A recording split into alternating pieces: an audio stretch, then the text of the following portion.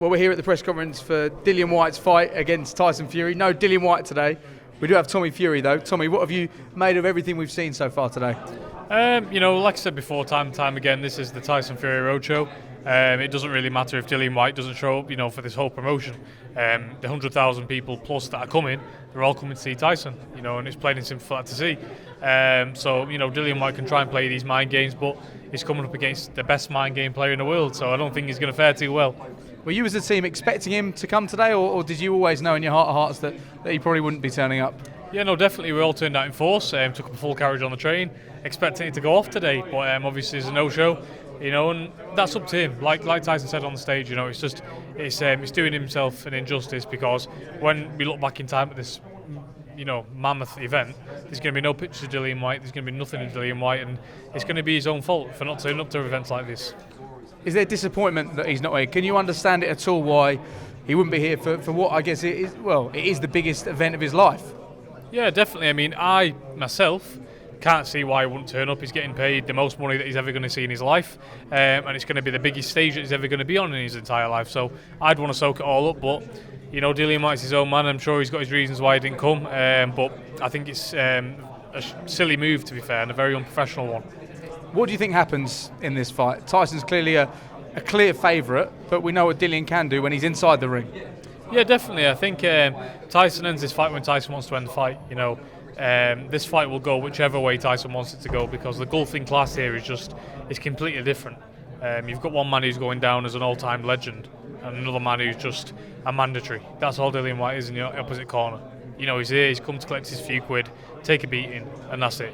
After this fight, you won't be hearing much of Dillian Whyte ever again. I'll be surprised if he boxes again after this. We know Tyson can take a number of different approaches into fights. We saw him beat Deontay Wilder in 3 different ways. What approach do you think he will take, though?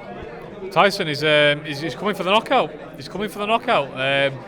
Tyson can do whatever he wants, and we know how unpredictable he is. We know he does different things whenever he pleases. So, like I said before, if Tyson wants to knock him out, he will. If he wants to make him look stupid, play around with him for a bit, he will. Late, early, whatever he decides to do, that is how the fight is going to go. How do you think Dillian's silence will affect Tyson? Will it motivate him more? What sort of effect do you think it will have on the way he approaches the fight when he steps in that ring? It will have no effect on him, because at the end of the day, Tyson's concentrated on the job at hand. Whatever Dillian Whyte does, that's not going to interrupt Tyson's training. That's not going to mess with Tyson's head, because Tyson's not interested. Like I said before, all we're treating Dillian Whyte is as a mandatory. Yeah, we're taking him deadly serious. You can see Tyson's, come off social media. He's living in a box for this fight, as he does every fight. But Dillian Whyte is only a mandatory, and that's all he is. So no matter what Dillian Whyte says in the build-up in this fight, it's not going to affect Tyson. Tyson's still going to go in there and put on the same performance as he was anyway. For you personally, I guess there was real disappointment for you, but also fight fans, the fact that we didn't get this fight against Jake Paul in December. Firstly, how are you feeling mentally and physically? Yeah, I'm fine. I recently took myself away on a little training break. I've been training since January the 1st, flat out in camp. So I'm ready, I'm fit, I'm ready to go now. All the hard work's been done, and I've not even got a fight lined up. I think that shows everybody how motivated I am. I think it shows everyone how serious I am about this sport. I'm looking to have a very active year, and I look to get that fight back at the end of the year. Jake Paul is not stupid. Tyson's just done 100,000 here in Wembley. I mean, who else is he going to fight that's going to draw him many pay-per-views? And obviously everyone that watches Jake Paul isn't tuning in to see Jake Paul, because he would have had more than 60,000 pay-per-view buys otherwise. So obviously he needs a dance partner, and he knows who that partner is. So you think that fight could happen the second half of this year then?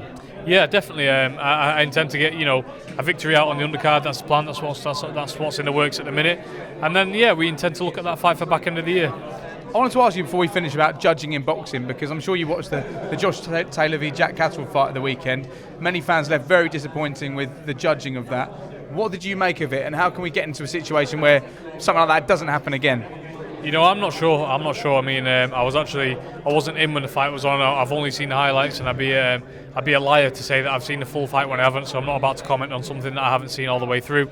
But bad decisions are something that happens in boxing, and it is absolutely disgraceful. I've been hearing that he got a very bad decision. I feel for Jack, but I can't really say too much on that on a fight that I haven't seen all the way through. Is it a concern though, as a boxer, that you can step in a ring, feel you very much win a fight, and then come out the other way of it when you consider what's at stake when it comes to titles, money, everything on the line? and it could be in the hands of 3 judges who are seeing something very different to what other people are seeing. Yeah, definitely. I mean, you know, you got to feel for all the boxers, you know, that it happens to. I really do feel for them. But then this is boxing. You know, in my opinion, isn't going to change boxing. Period. So I think, you know, something needs to be done. But again, I'm not going to say too much on that.